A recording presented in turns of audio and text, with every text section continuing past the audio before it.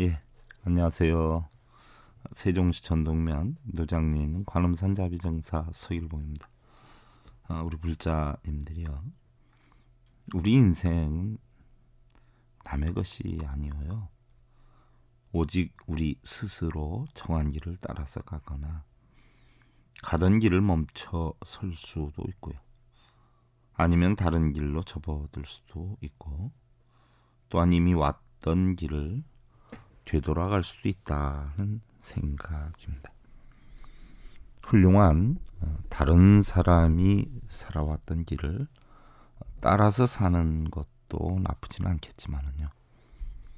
성공의 미덕은 창조적인 삶에서 출현을 하고요.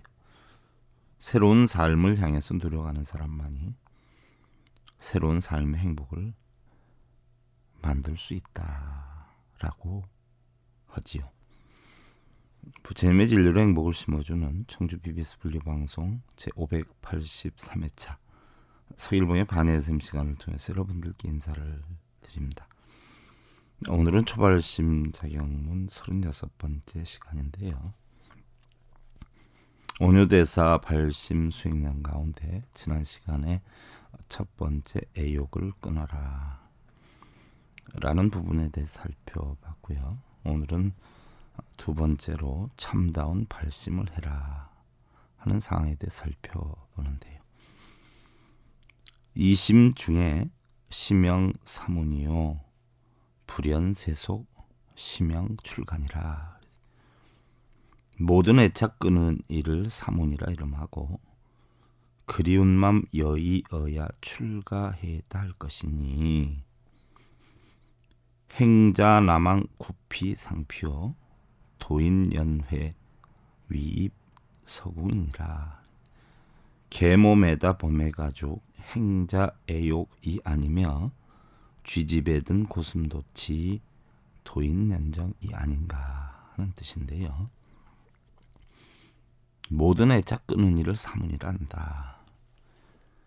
사문이다라고 하는 것은요, 부처님 제세시에 대부분이 바라문이었죠. 바라문.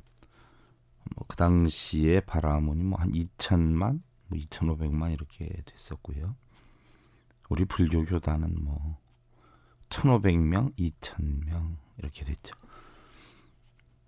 그러면은 바라문이 2천만이 넘으니까 바라문이 정파고 우리 불교는 2,000명뿐이 안 되니까 불교가 사판 아니란 말이죠. 사람이 많고 단체가 크다고 해서 정법이 아니고 단체가 작다라고 해서 사법은 아니에요. 단체가 크든 작든 어떠한 법을 봉행을 하느냐에 따라서 다른 것인데요. 부처님 제세시에 보면 샤카문이라고 했는데 샤카문이다라고 하는 것은요. 샤카족에 출가한 사람이다 해서 샤카문이라 그러죠. 문이다라고 하는 것은 그 당시 바라문이었던 아리안족 계통의 사람들이 비아리안족 계통의 사람이 출가를 했을 때 문이다라고 했단 말이죠. 그럼 샤카족에 출가한 사람은 샤카 문이가 되고요. 천비성에 있는 사람들이 출가를 했다 그러면 천비 문이가 되겠죠. 샤카문이라는 것은 바로 샤카족에 출가한 사람이고요.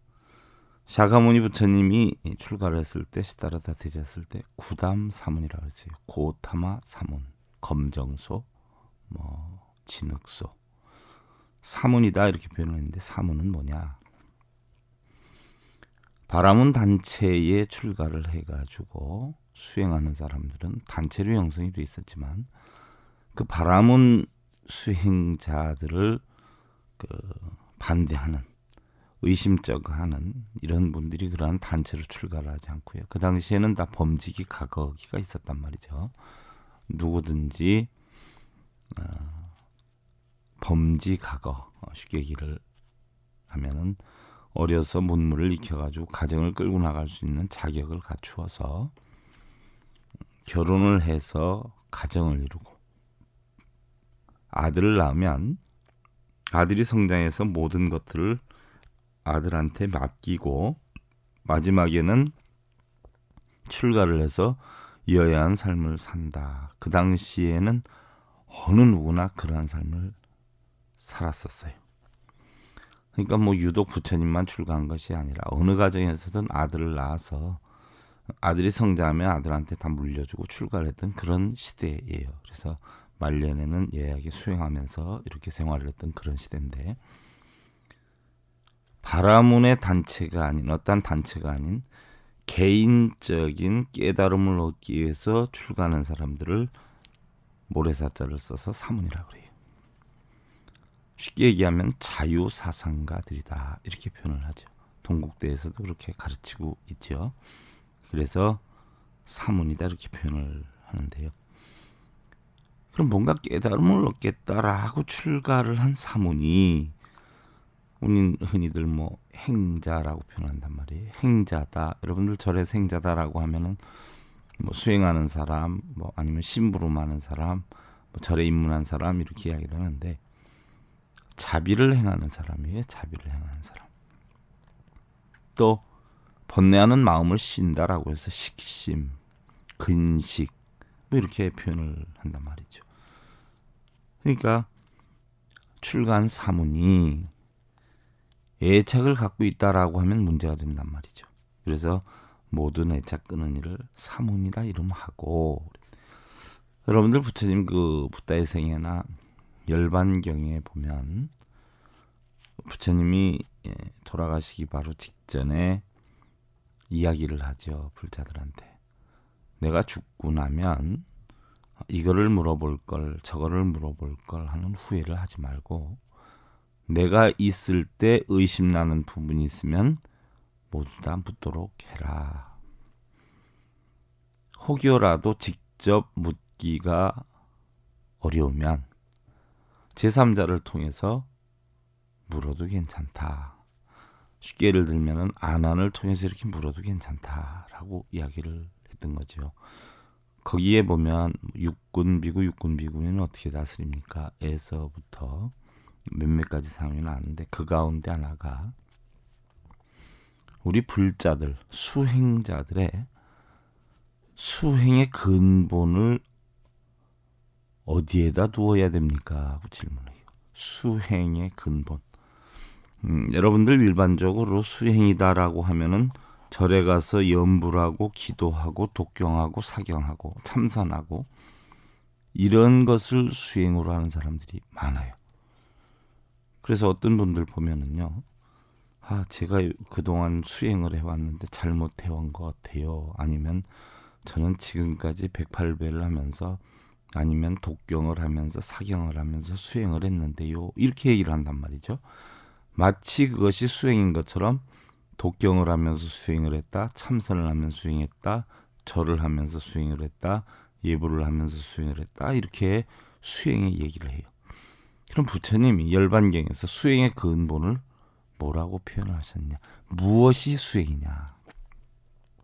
부처님 가르침에 의하면은요, 염불하고 기도하고 참선하고 독경하고 사경하고 이런 건 수행이 아니에요. 그럼 수행의 근본은 뭐냐? 마음을 다스리는데, 마음을 어떻게 다스리느냐 하는 이야기예요. 첫째는 마음속으로 몸을 부정하다라고 생각을 해라 그랬어요. 부정하다. 우리는 몸이 깨끗한 줄 알고 영원한 줄 알고 가꾼단 말이죠. 가꾸는 정도가 아니라 몸 때문에 엄청 집착에 빠져서 살아요. 혹 하나만 있는 사람은 혹 걱정만 하는데, 혹이 없는 사람은 눈이 어떻고 코가 어떻고 하면서 여기저기 다 뜯어 고칩니다. 포크레인이 얼굴에서 떠나지 않아요. 얼굴뿐만이 아니라 온몸에서 떠나질 않아요. 바로 뭐예요? 몸이 영원할 줄 알고 잠깐 번쩍했다가 시드는 그 몸이 깨끗한 줄 알고 최고인 줄 알고 대단한 줄 알고 그것으로 인해서 번뇌를 하죠. 그래서 번뇌를 없애게 하기 위해서 부처님은 그 몸을 부정하다고 관해라 라고 했어요. 부정하다고 관해라. 바로 마음을 그렇게 두면 몸으로 인해서 번뇌가 없어진다는 얘기예요. 절하고 염불하는 게 아니에요. 마음을 어떻게 두느냐가 수행의 방법이에요. 그 다음에 받는 거, 감각, 받을 수, 분별작용, 이러한 것은 전부 고통으로 알아라. 고통으로 알아라. 우리는 받는 걸 엄청 좋아한단 말이죠. 신랑한테, 아내한테 대우를 받으려고 그러고, 사랑을 받으려고 그러고, 존경을 받으려고 그러고, 사회생활을 하는 데 있어도 친구나 주변 사람으로부터 인정을 받으려고 하고, 받으려고 하는 자체는 좋고 나쁨을 분별하지요. 사랑하고 미워함을 분별을 해요. 그래서 모든 것이 다 뭐예요? 고통이다. 고통이라는 걸 알아서 분별하지 말아라. 받으려고 하는 마음을 갖지 말아라. 감각의 작용을 갖지 말아라. 눈, 귀, 코, 여, 몸뜻으로 형성되는 모든 인연의 감각을 끊어라.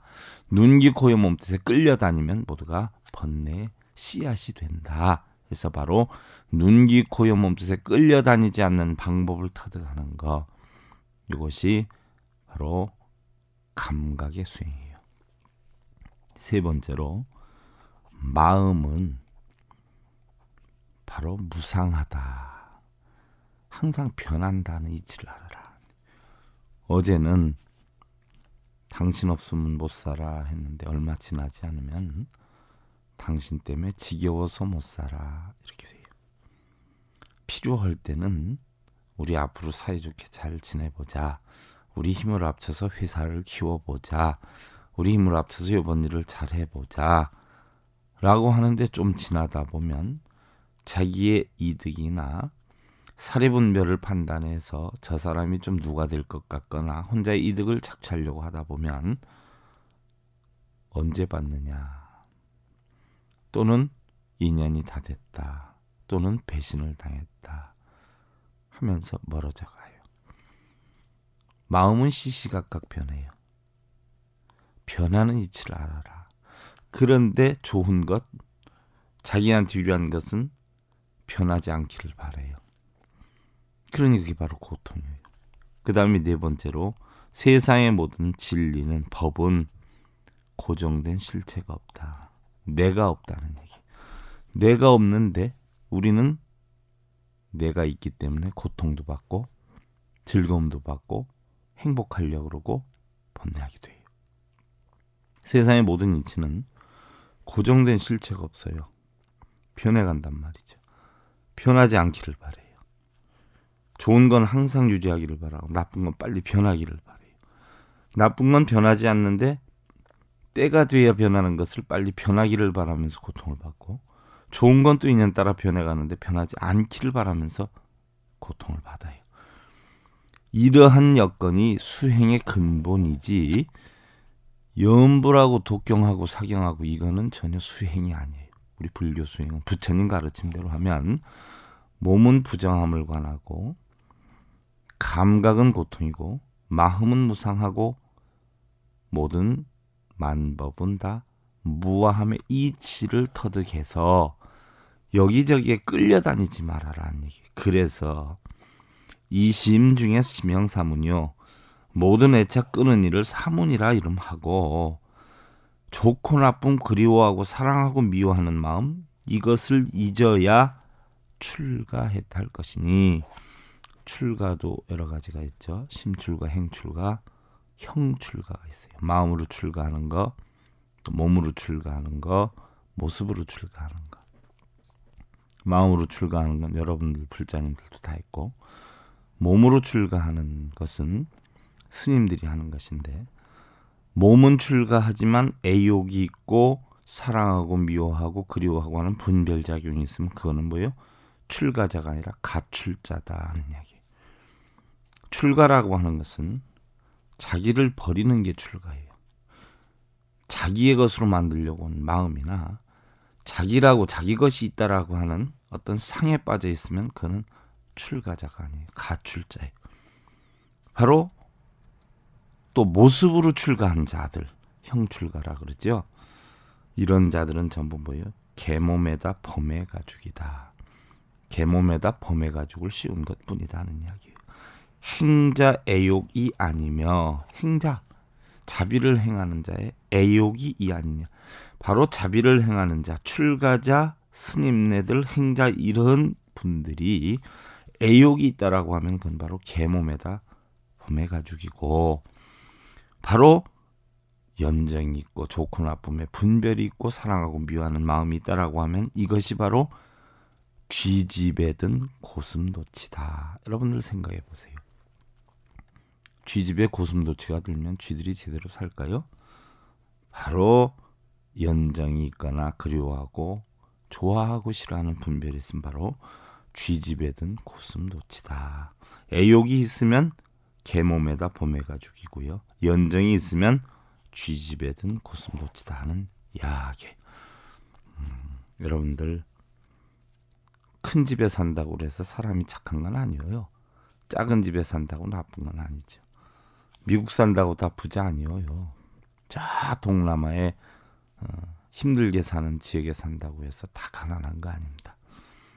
껍데기만 보고 판단하지 말아라 하는 이야기인데요. 우리 불자님들, 험난한 세상을 헤쳐나가려 한다면 우선 내적으로 강해져야 해요. 운명이 잠을 자고 있는 시간에도 세상은 우리를 그냥 내버려 두지는 않아요. 그리고 오직 험난한 길을 헤쳐나가야 할 사람은요, 바로 자기 자신이고요. 불행한 사람들은 누군가에게 도움을 받지 못하는 사람들을 말하는 것이 아니고요, 바로 자신의 내면으로부터 도움을 받을 수 없는 그런 사람들을 말하는 것이에요. 우리 불자님들, 실천하는 삶으로 행복 만드시고요. 내일 다시 뵙기를 기원드리면서요, 그동안 관음산 자비정사 서기를 봉이었습니다. 감사드립니다. 여러분들 승부하십시오.